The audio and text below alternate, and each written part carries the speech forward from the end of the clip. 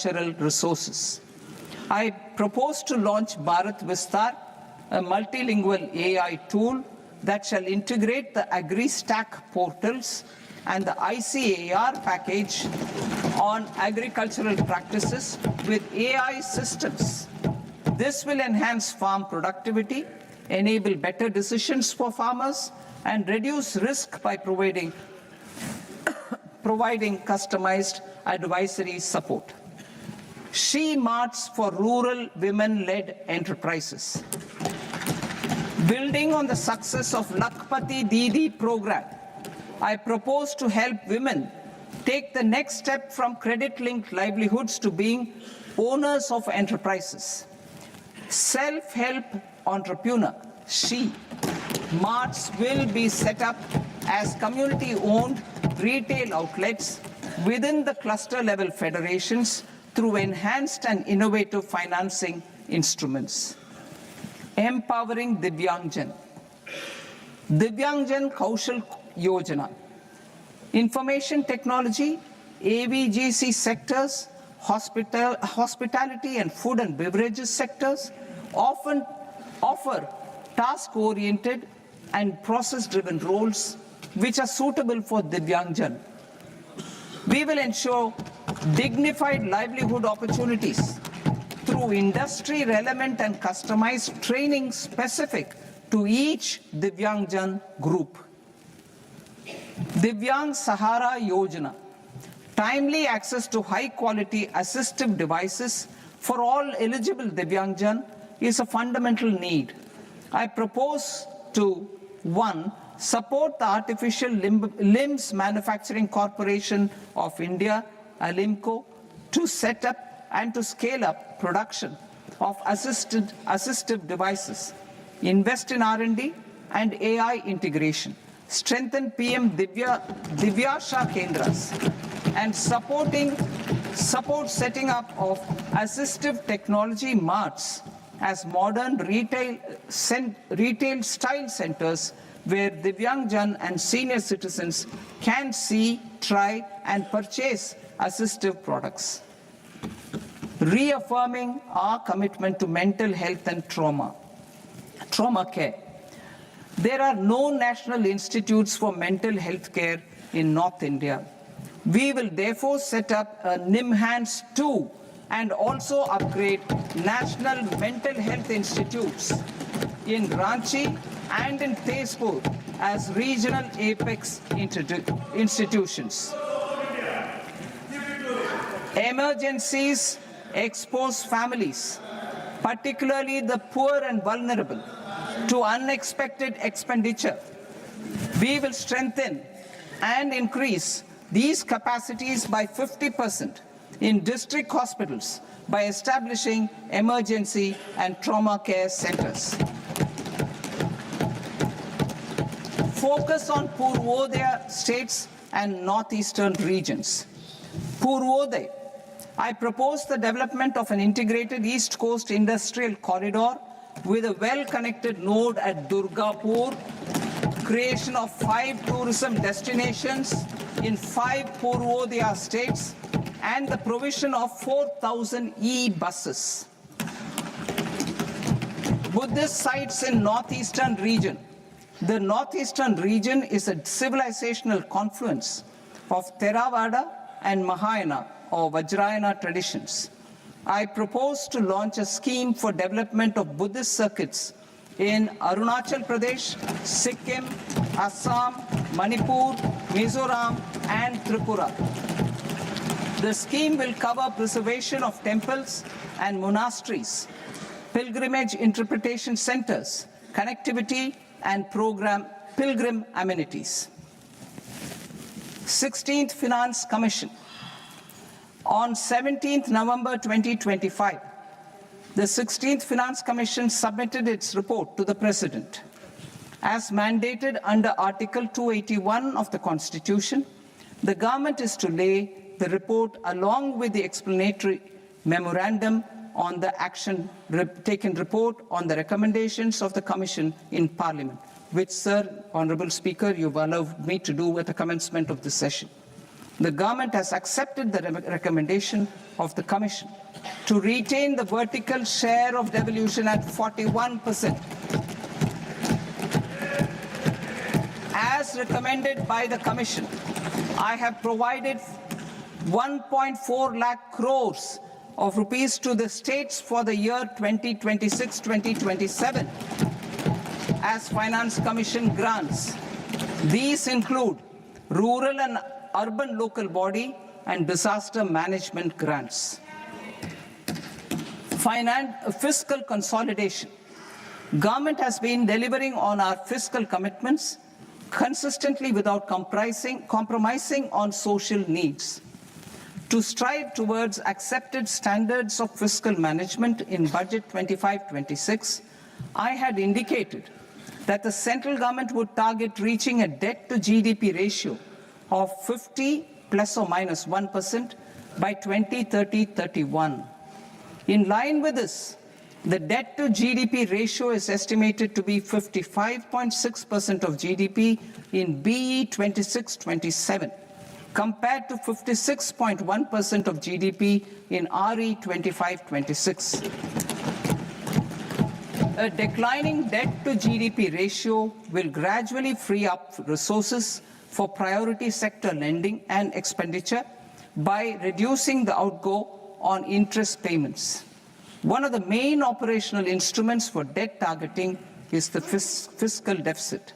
I am happy to inform this august House that I fulfilled my commitment made in 2021-2022 to reduce fiscal deficit below 4.5% of GDP by 25-26.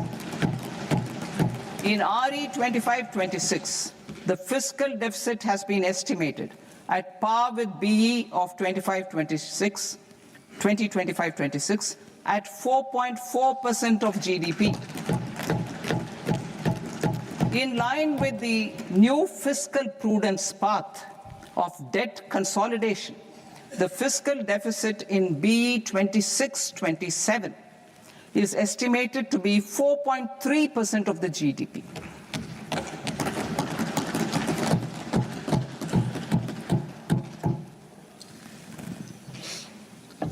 The revised estimates of the non-debt receipts are 34 lakh crore rupees, of which the centre's net tax receipts are 26.7 lakh crore.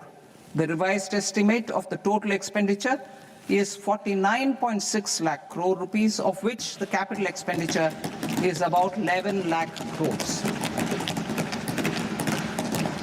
Budget estimates 2026 to 2027. Coming to 26-27, the non-debt receipts and the total expenditure are estimated as 36.5 lakh crore and 53.5 lakh crore respectively. The centre's net tax receipts are estimated at 28.7 lakh crore rupees. To finance the fiscal deficit, the net market borrowings from dated securities are estimated at 11.7 lakh crore rupees. The balance financing is expected to come from small savings and other sources. The gross market borrowings are estimated at 17.2 lakh crore rupees. I'll now move to Part B. Part B, direct taxes.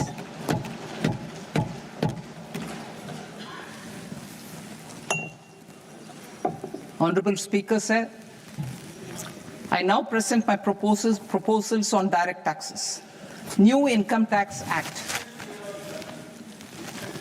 In July 2024, I announced a comprehensive review of the Income Tax Act 1961. This was completed in a record time, and the Income Tax Act 2025 will come into effect from 1st April 2026. The simplified income tax rules and forms will be notified shortly, giving adequate time to taxpayers to acquaint themselves with its requirements. The forms have been redesigned such that ordinary citizens can comply without difficulty. Ease of living. I propose that any interest awarded by the Motor Accident Claims Tribunal to a natural person will be exempt from income tax, and any TDS on this account will be done away with. I propose to reduce TCS rate on the sale of overseas tour program package from the current 5% and 20% to 2% without any stipulation of amount. I propose to reduce TCS rate for pursuing education and for medical purposes under the Liberalized Remittance Scheme, popularly known as LRS, from 5% to 2%. Supply of manpower services is proposed to be specifically brought within the ambit of payment to contractors for the purpose of TDS to avoid ambiguity. Thus, TDS on these services will be at the rate of either 1% or 2% only. I propose a scheme for small taxpayers wherein a rule-based automated process will enable obtaining a lower or nil deduction certificate instead of filing an application with the assessing officer. For the ease of taxpayer holding securities in multiple companies, I propose to enable depositories to accept Form 15G or Form 15H from the investor and provide it directly to various relevant companies.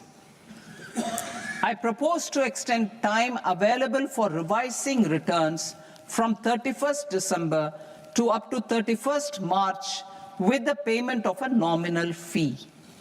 I also propose to stagger the timeline for filing of tax returns. Individuals with ITR 1 and ITR 2 returns will continue to file till 31st July, and non-audit business cases or trusts are proposed to be allowed time till 31st August. TDS on sale of immovable property by a non-resident is proposed to be deducted and deposited through resident buyers and his or her PAN-based challan instead of requiring a TAN, which is a temporary accounting number. To address practical issues of small taxpayers like students, young professionals, tech employees, relocated NRIs, and such others, I propose to introduce a one-time 6-month foreign asset disclosure scheme for these taxpayers to disclose income or assets below a certain size. This scheme would be applicable for two categories of taxpayers, namely A, who did not disclose their overseas income or assets, and B, who disclosed their overseas income and or paid due tax but could not declare the asset acquired. For category A, the limit of undisclosed income or asset is proposed to be up to 1 crore rupees.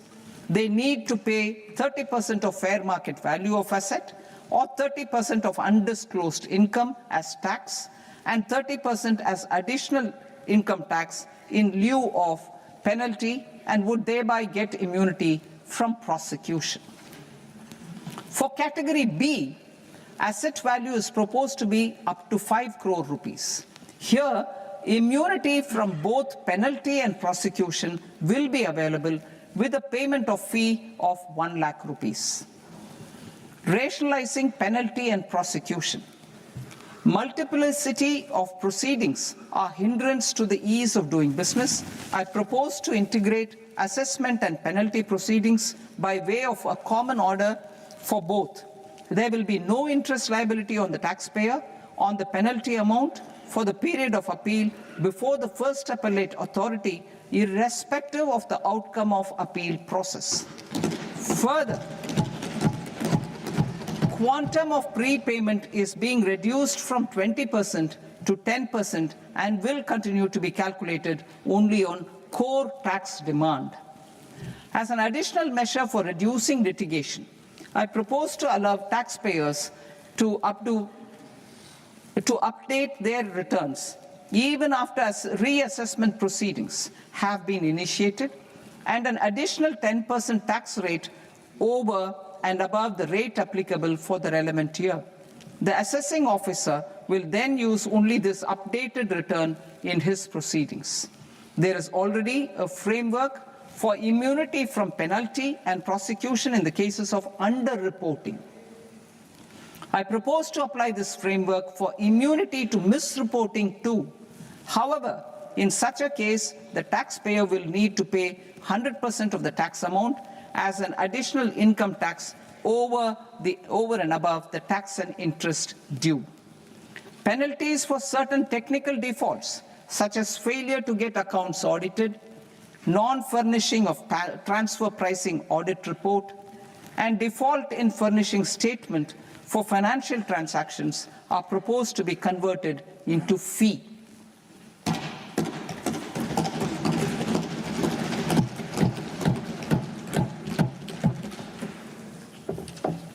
I propose to rationalize prosecution framework under Income Tax Act while maintaining a careful balance for deterrence in some serious offence.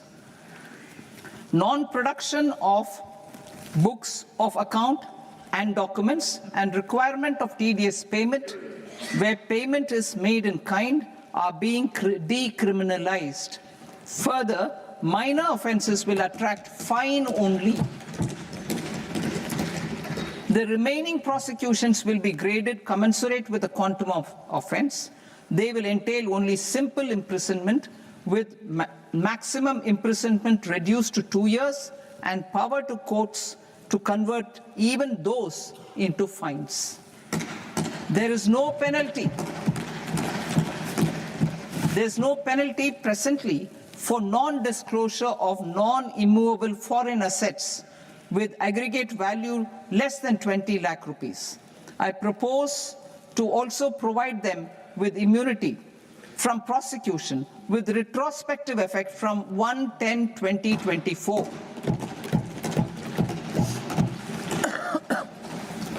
Cooperatives.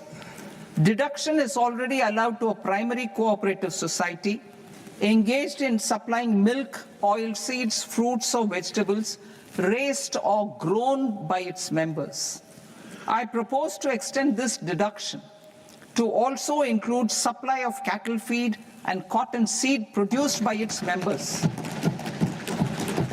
I propose to allow inter-cooperative society dividend income as deduction under the new tax regime to the extent it is further distributed to its members.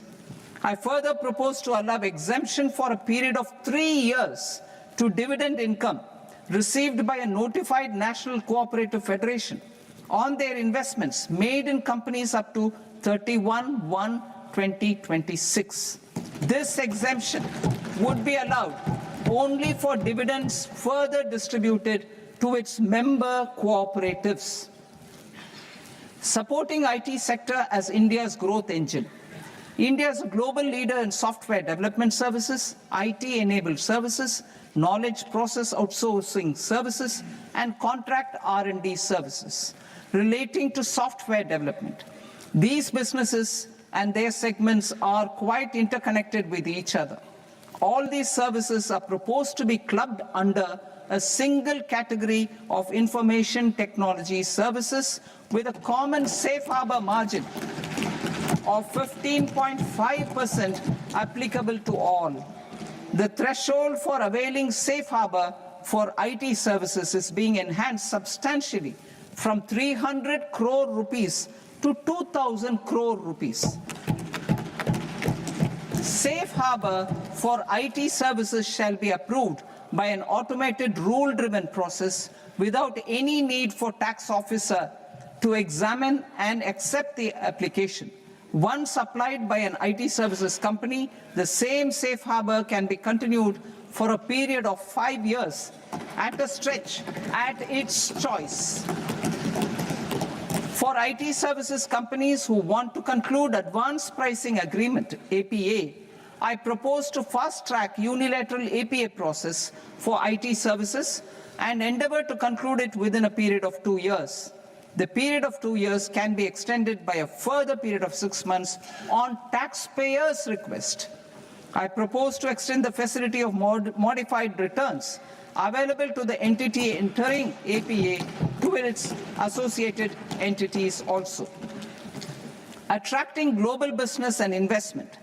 Recognizing the need to enable critical infrastructure and boost investment in data centers, I propose to provide tax holiday till 2047 to any foreign company that provides cloud services to customers globally by using data center services from India. It will, however, need to provide services to Indian customers through an Indian reseller entity. I also propose to provide a safe harbor of 15% on cost in case the company providing data center services from India is a related entity. To harness the efficiency of just-in-time logistics for electronic manufacturing, I propose to provide safe harbor to non-residents for component warehousing in a bonded warehouse at a profit margin of 2% of the invoice value.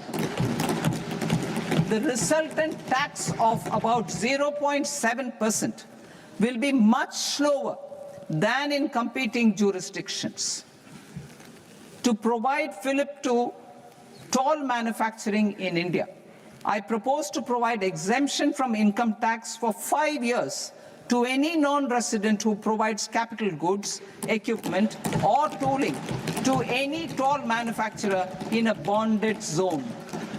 To encourage vast pool of global talent to work in India for a longer period of time, I propose to provide exemption to global, non-India sourced income of a non-resident expert for a stay period of 5 years under notified schemes.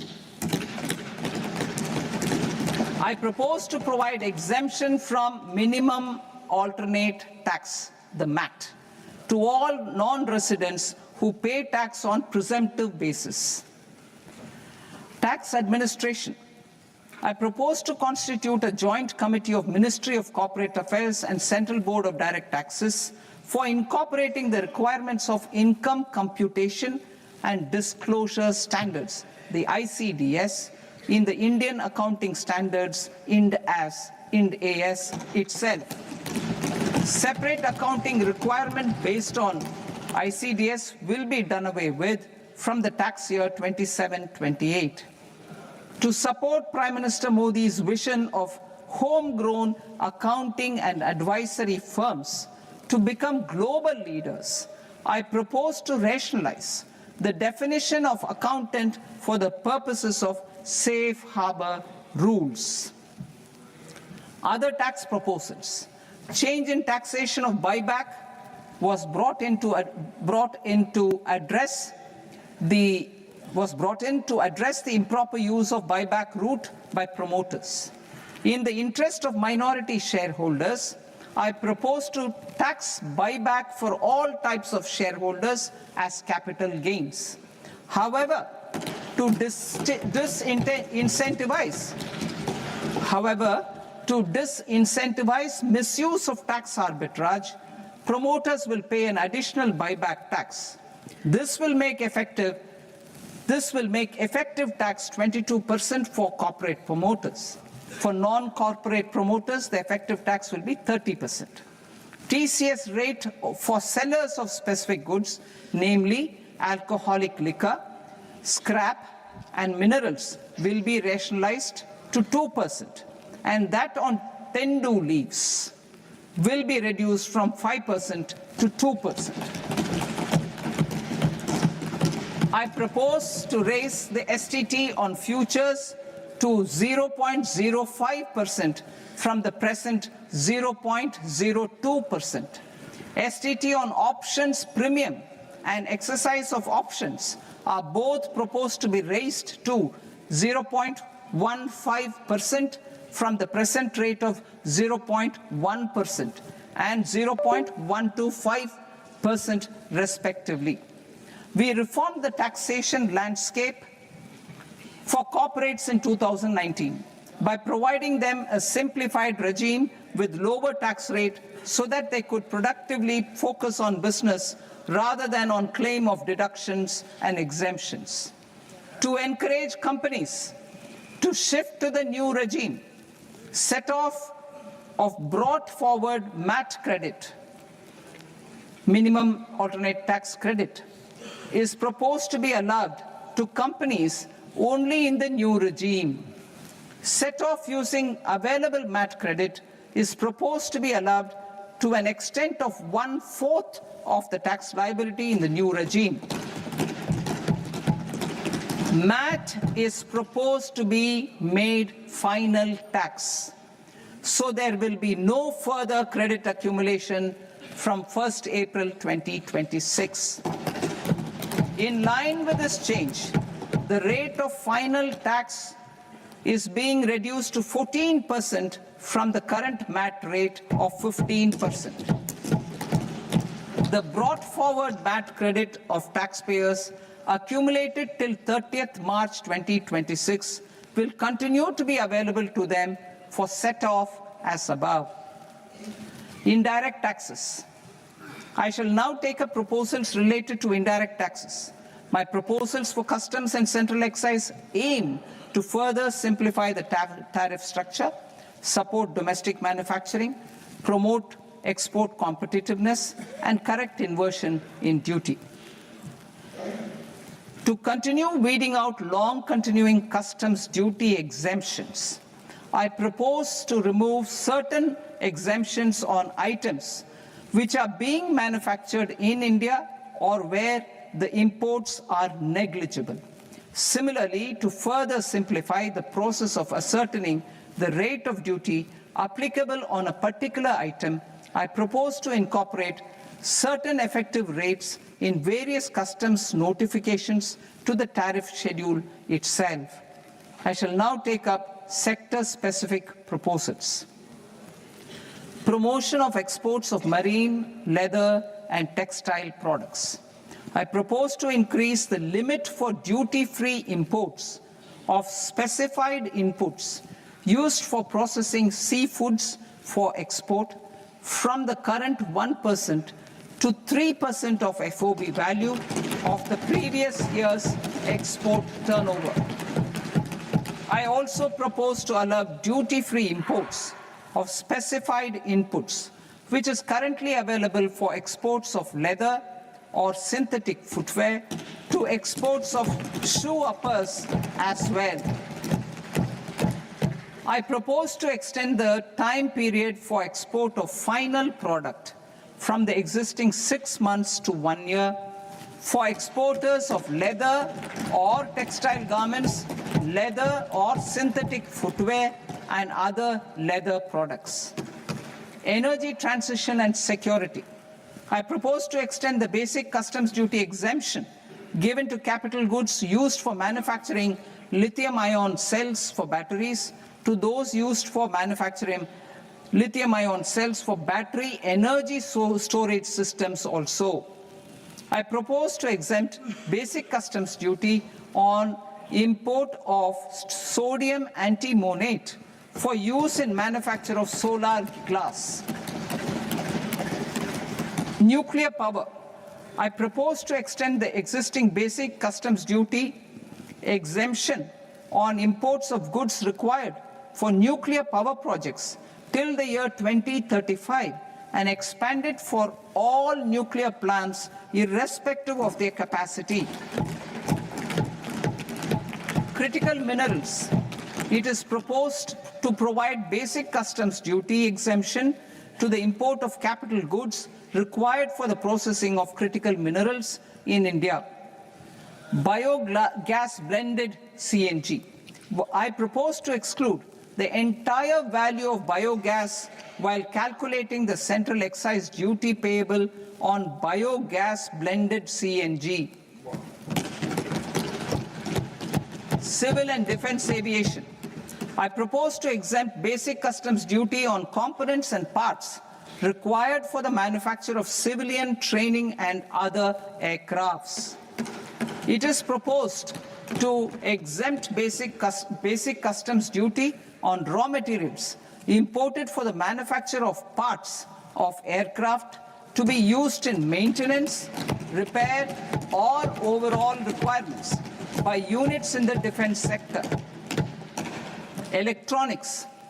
To deepen value addition in the consumer electronics sector, I propose to exempt basic customs duty on specified parts used in the manufacture of microwave ovens. Special economic zone. To address the concerns arising about utilization of capacity by manufacturing units in the special economic zones due to global trade disruptions, I propose as a special one-time measure to facilitate sales by eligible manufacturing units in SEZs to the domestic tariff area at concessional rates of duty. The quantity of such sales will be limited to a prescribed proportion of their exports. Necessary regulatory changes will be undertaken to operationalize the measures while ensuring level playing field for the units working in the DTA. Ease of living. To rationalize the customs duty structure for goods imported for personal use, I propose to reduce the tariff rate on all dutiable goods imported for personal use from 20% to 10%. To provide relief to patients, particularly those suffering from cancer, I propose to exempt basic customs duty on 17 drugs or medicines. I propose also to add 7 more rare diseases for the purposes of exempting import duties on personal imports of drugs, medicines, and food for special medical purposes used in their treatment. Customs process. India's role and share in the global trade is poised for a major leap in line with our ambition and journey towards Viksit Bharat. In this regard, I propose many measures for custom processes to have minimal intervention for smoother and faster movement of goods and greater certainty to the trade. Trust-based systems. I propose to enhance duty deferral period for Tier 2 and Tier 3 authorized economic operators, known as AEOs, from 15 days to 30 days.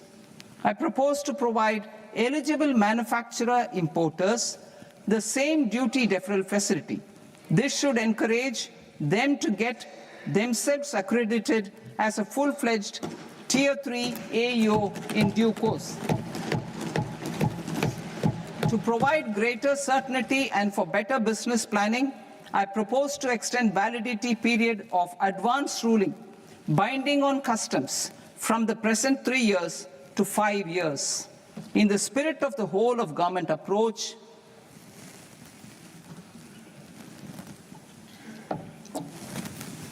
government agencies will be encouraged to leverage AEO accreditation for preferential treatment in clearing their cargo. Regular importers with trusted, long-standing supply chains will be recognized in the risk system so that the need for verification of their cargo every time can be minimized. Export cargo using electronic sealing. Export cargo using electronic sealing will be provided through clearance from the factory premises to the ship. For import of goods not needing any compliance, filing of bill of entry by a trusted importer and arrival of goods will automatically notify customs for completing their clearance formalities. This will enable goods to be released immediately on arrival. The customs warehouse framework will be transformed into a warehouse operator-centric system with a self-declarations, electronic tracking, and risk-based audit. These reforms will move away from the current system of officer-dependent approvals and reduce transaction delays and compliance costs. Ease of doing business. Approvals required for cargo clearance from various government agencies will be seamlessly processed through a single and interconnected digital window by the end of the financial year. Processes involved in clearance of food, drugs, plant, and animal and wildlife products, accounting for about 70% of interdicted cargo, will be operationalized on this system by April 2026 itself.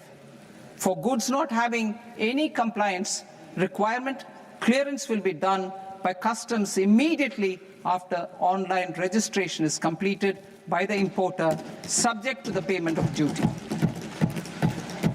Customs integrated system will be rolled out in 2 years as a single integrated and scalable platform for all customs processes.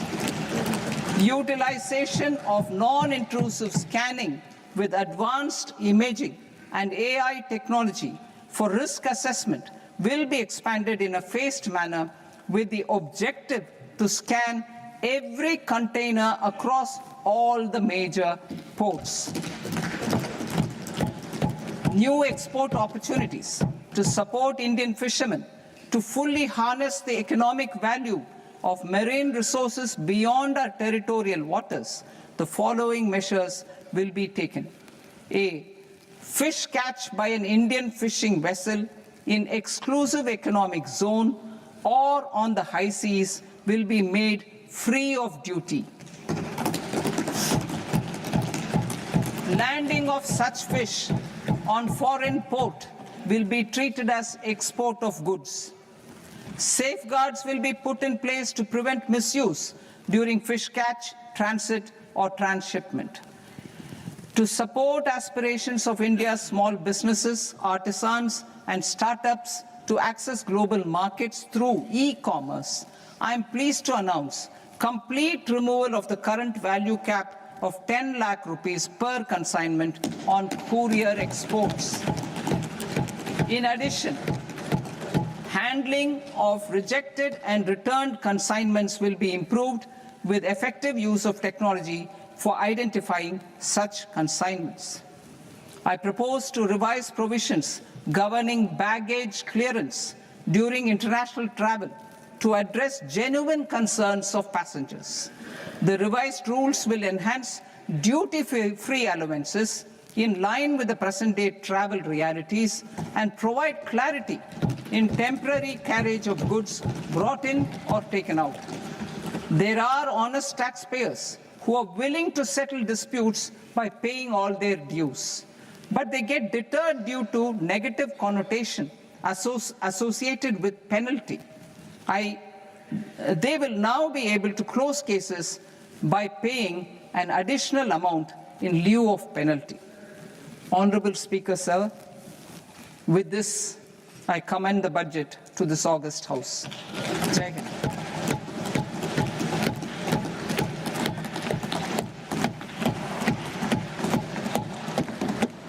One and a half hours. Item number 3 माननीय वित्त मंत्री जी।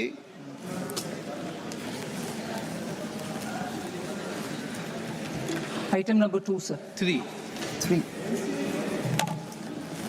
Sir, with your permission, I rise to lay on the table of the following statements under Section 3, 1 of the Fiscal Responsibility and Budget Management Act of 2003.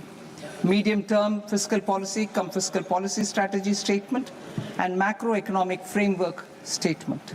Item number 4 माननीय वित्त मंत्री जी। Sir, with your permission, I move for leave to introduce the Finance Bill 2026. प्रश्न ये कि विधेयक को पुनर्स्थापित करने की अनुमति प्रदान की जाए। जो सदस्य इस पक्ष में हाँ गए, जो सदस्य विरोध में ना गए, मेरे विचार में निर्णय हाँ वालों के पक्ष में हाँ वालों के पक्ष में अनुमति प्रदान की जाती है। माननीय मंत्री जी, अब विधेयक पूरे स्थापित करें। Sir, I introduce the bill. माननीय सदस्यगण, आपको सूचित किया जाता है कि माननीय वित्त मंत्री जी के बजट भाषण की कॉपी पब्लिकेशन काउंटर पर ली जाती है। बजट भाषण और बजट से संबंधित दस्तावेज आपके मोबाइल फोन और मेंबर पोर्टल्स पे ही उपलब्ध है। सभा की कार्रवाई कल सोमवार दिनांक 2 फरवरी 2026 को प्राप्त 11 बजे तक के लिए स्थगित की जाती है।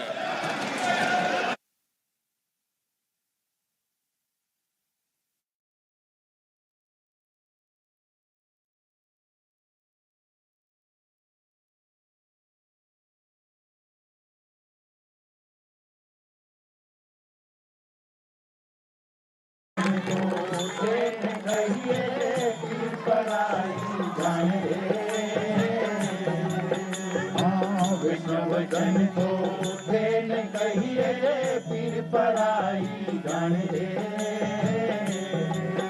अरे पर दुखे उपकार करे तो, पर दुखे उपकार करे तो मन अभिमान में आने रे। पीर पराई जान रे। हाँ सकल लोक मां सोने रे बंदे निंदा न करे। सकल लोक मां सौने बंदे निंदा न करे केंगे। अरे वाकाच मन निसल राखे, वाकाच मन निसल राखे धनन जननी तेनी रे। पीर पराई जान रे। अरे वैष्णव जन तो देन कहिए पीर पराई जान रे। अरे पर दुखे उपकार करे तो, पर दुखे